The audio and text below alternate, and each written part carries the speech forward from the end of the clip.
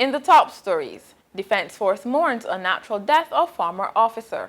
Another call for the BLP to get its affairs in order, and Marlon Samuels reported for a suspect bowling action. Welcome to Nation News for Monday, October 19th, 2015. I'm Natasha Beckles.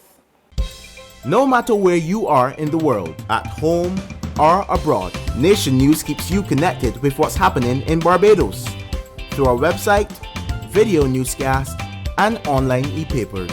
So stay connected with Nation News. News, your time, your way.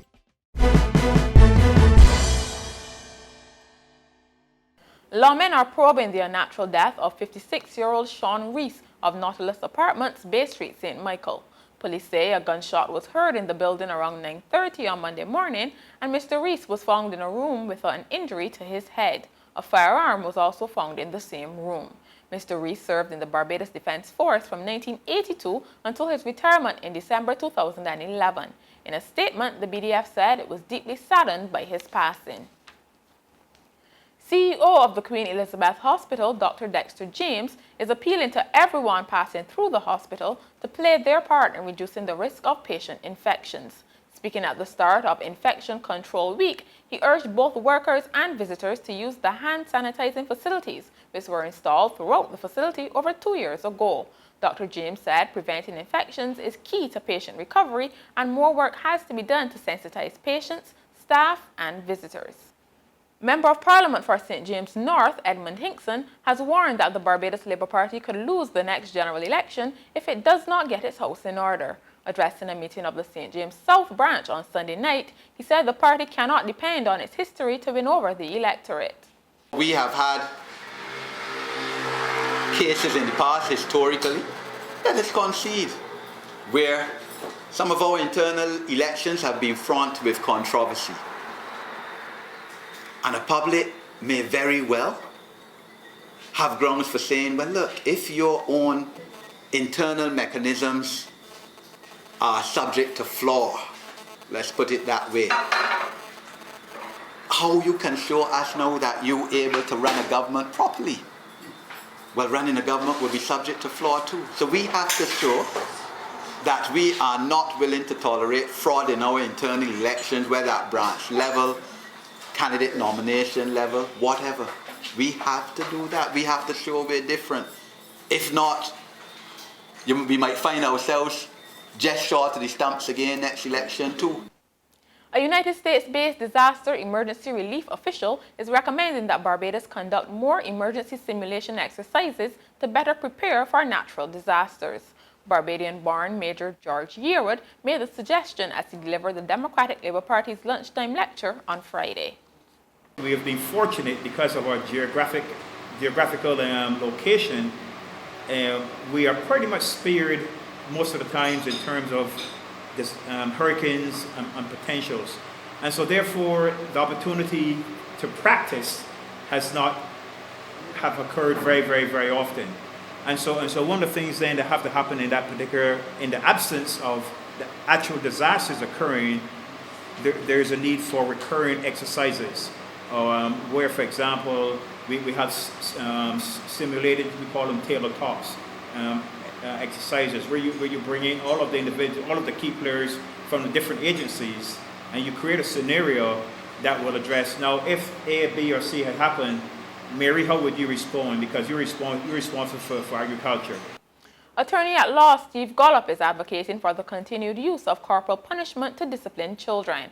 Addressing a panel discussion on crime and violence, he said the measure should be used where appropriate and not as a first resort.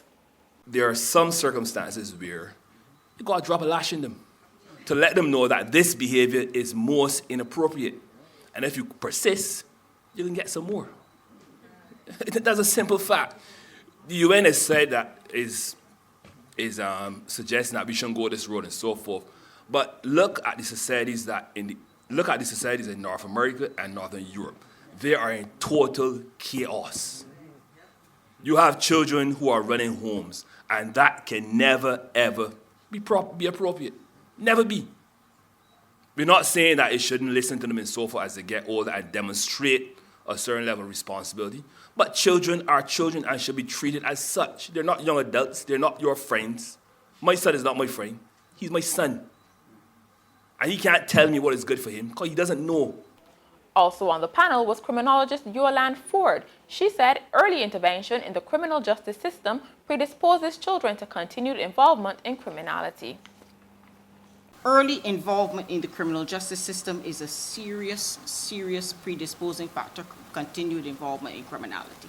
And we must do everything to divert our youth from prosecution and from the courts. It's not a matter of taking a soft approach. It is a matter of taking a sensible approach. If you understand, and I won't go into it, I probably ask the doctor to deal with it. If we understand basically that the brain of the youth is not as developed, and therefore, even though we must hold them accountable, it is not the same type of accountability that you could and should expect of an adult. Former Chief Justice Sir David Simmons has encouraged graduates of the University of the West Indies to consider a career in the public service.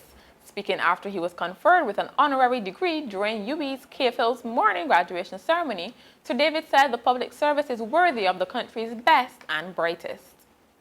You will not earn the same level of remuneration as some persons in the private sector, but remuneration must not be the motivation for public service. Virtues such as altruism, patriotism, and a desire to contribute to the growth and development of one's own country ought to be the motivating considerations. Public service, and especially political service, afforded me an opportunity to make a difference to people's lives, to make a difference to my country, and in the vocabulary of the Chancellor and the Principal, to give back to my society. In sports, West Indies all-rounder Marlon Samuels has been reported for a suspect bowling action during the first test against Sri Lanka, which ended on Saturday. He will be required to undergo testing within 14 days, and he will be permitted to continue bowling in international cricket until the results of the test are known. This is the third time match officials have expressed concern about Samuel's action. He was reported in 2008 and 2013. And finally, a student driver in Washington State failed her driving test last week when she crashed into a driving school. A police officer said the woman, who is in her 20s, was approaching the end of the test when she mistook the gas pedal for the brake. He said she was doing great up until the part when she drove through a glass window. No injuries were reported. And that's Nation News from Monday. For more news, log on to nationnews.com, as well as YouTube, Facebook, and Twitter. Remember to pick up your Daily Nation on Tuesday or subscribe to our e-paper. Thank you so much for joining us.